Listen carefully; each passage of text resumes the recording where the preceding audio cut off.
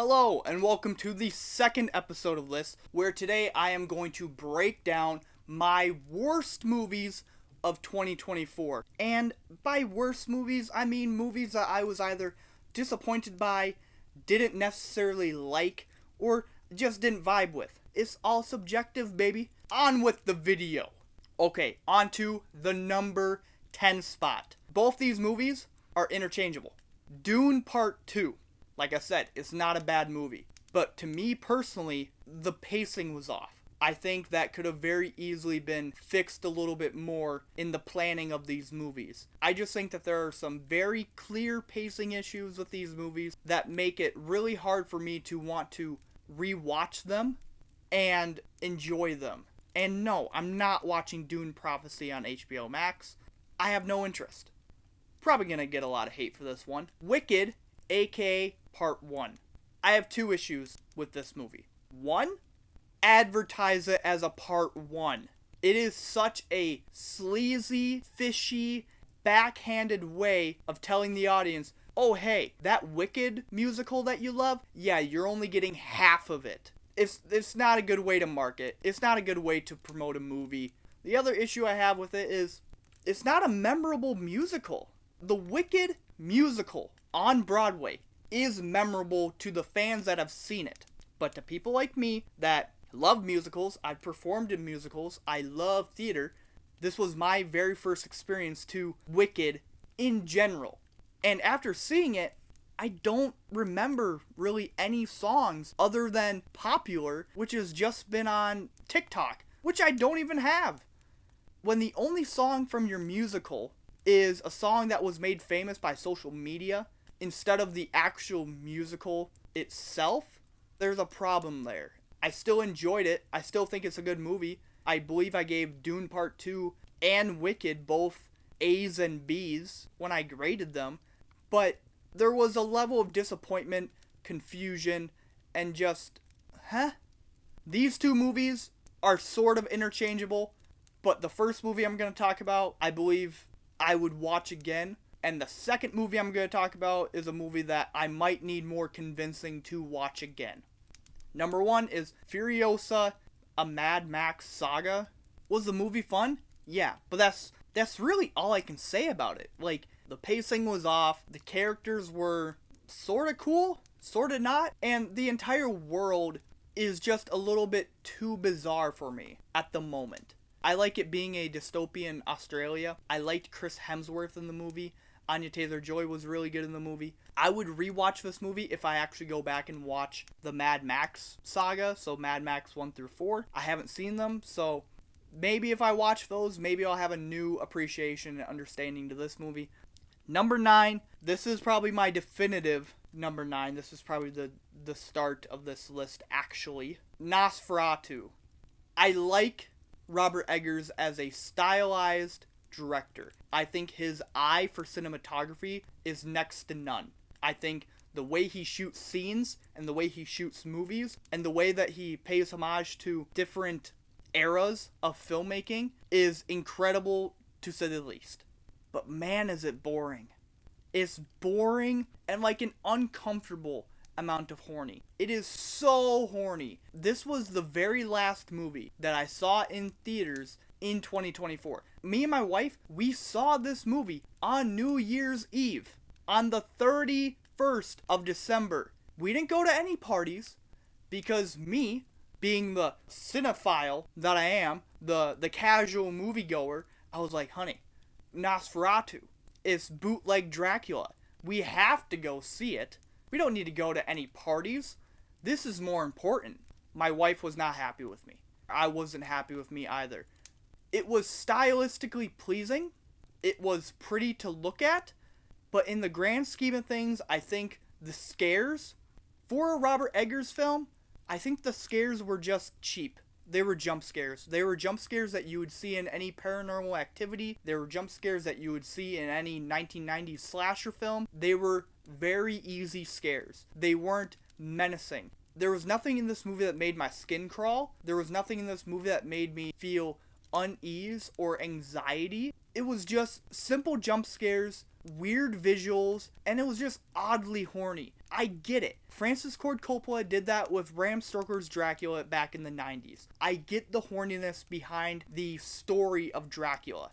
That's not necessarily something that you need to dive into, though, when you make these films. To me, I'd rather have a movie insinuate that something is happening than actually show the f***ery. I don't need to see that. And you might be thinking, well, Braeden, it made you feel the way that the director was wanting to make you feel. No, I think the director and the entire filmmaking crew, going into this movie, they wanted you to feel unease, and they wanted you to feel a sense of anxiety and fear from this otherworldly monster. But at the end of the day, I was just grossed out, confused, and bored. So, yeah, Nosferatu, I think, stylistically, it's a great film. The visuals are fantastic.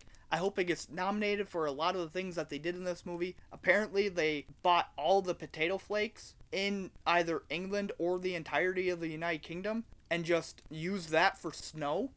So, yeah, there's a lot of really great things in this movie, but as a whole, it's just too horny for me.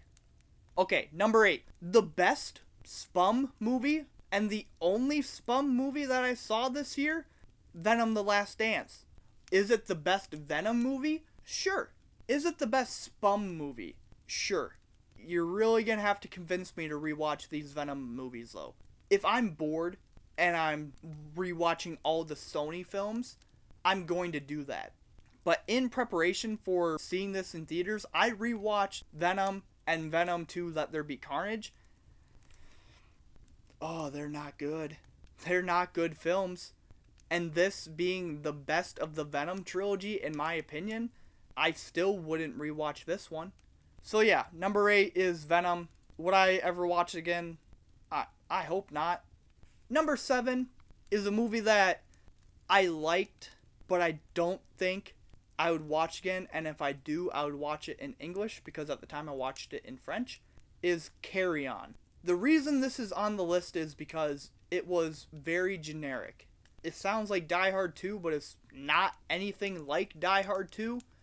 It's very generic. The trailers and the promotional ads for this film, they were pretty much selling this as, this is Die Hard. It's not Die Hard.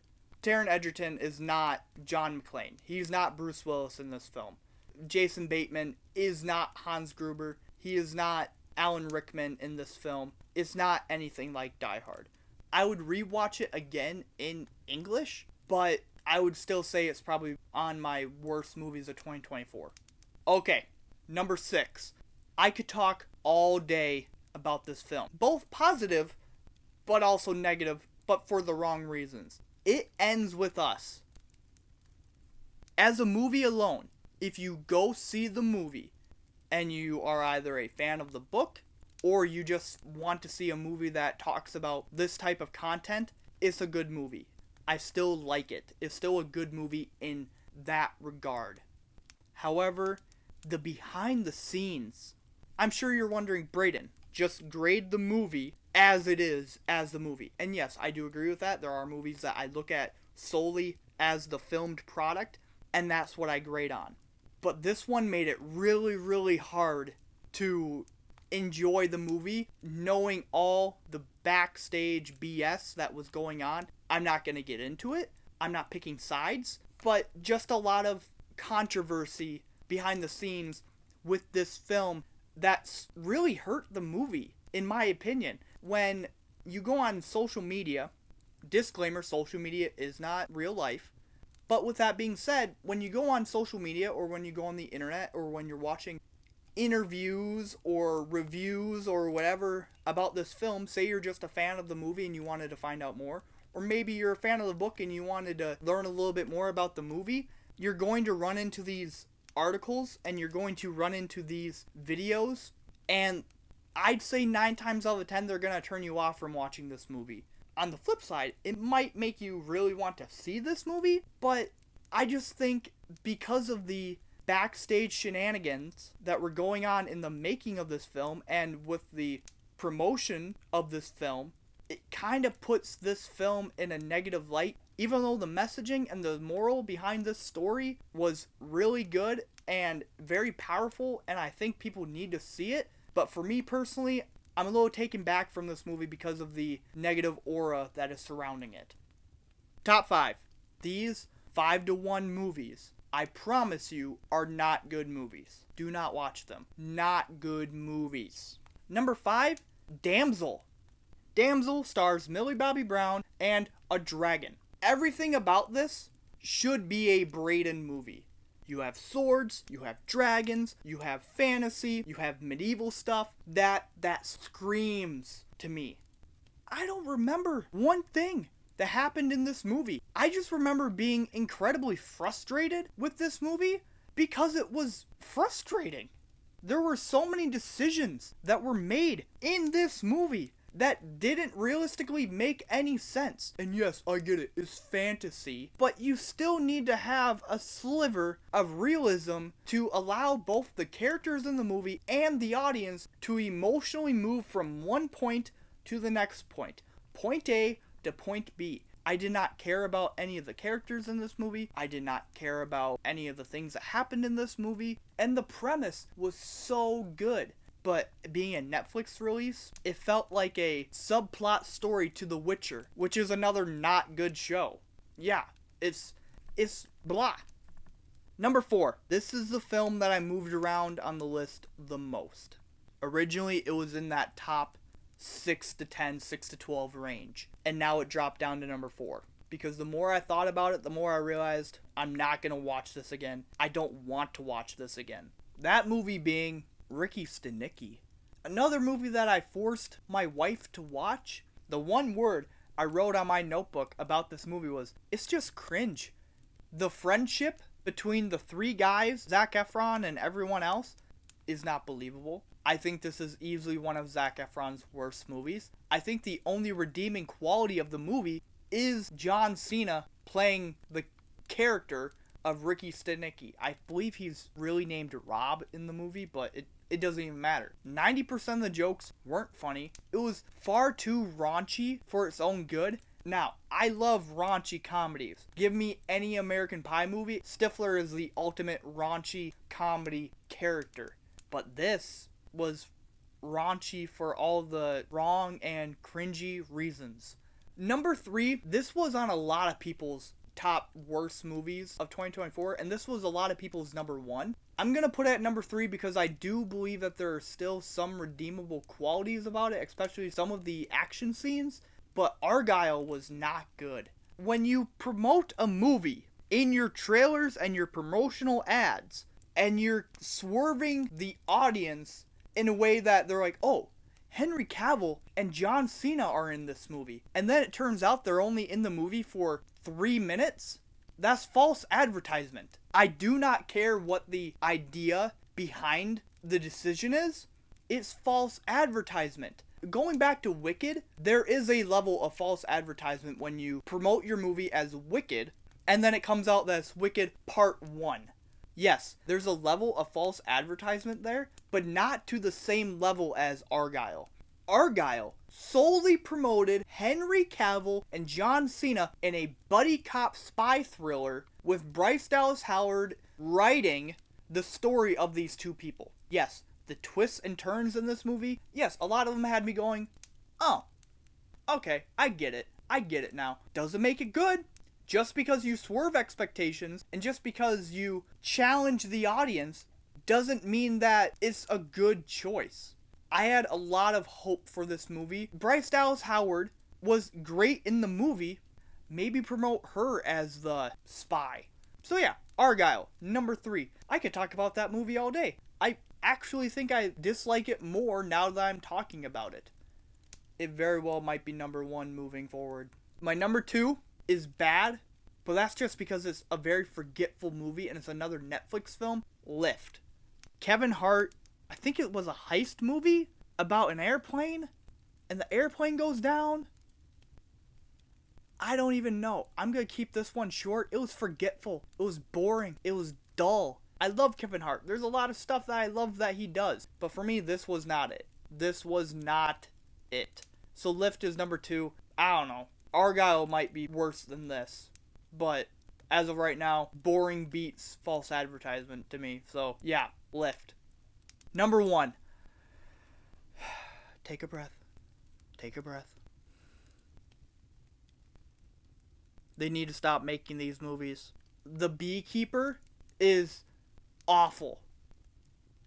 Awful. I love Jason Statham. And I love action movies. They're doing the same thing that they did to Liam Neeson. They see Jason Statham do something really good, and then they just keep throwing him the cash. Just stop. Stop it. It was so stupid. The action was not good. The story was not good. The believability, the realism, the characters, everything, just, it made my skin crawl. This movie actually made my skin crawl. Unlike Nosferatu. I think about it and I just get mad. I just get frustrated. Oi, I'm Jason Statham. I have to protect the hive. Really? Don't see this movie. I think this movie released in theaters. Man, The Beekeeper sucked. It sucked. Yeah, those are my worst movies of 2024. And I think worst, bad, disappointed, those are just my picks. Like, follow, subscribe, leave a comment, hit the bell notification wherever it is. Let me know how wrong I am. Let me know how right I am. Let me know your thoughts, opinions, ideas, comments. Leave it down below. And until next time, have a great day. Savvy?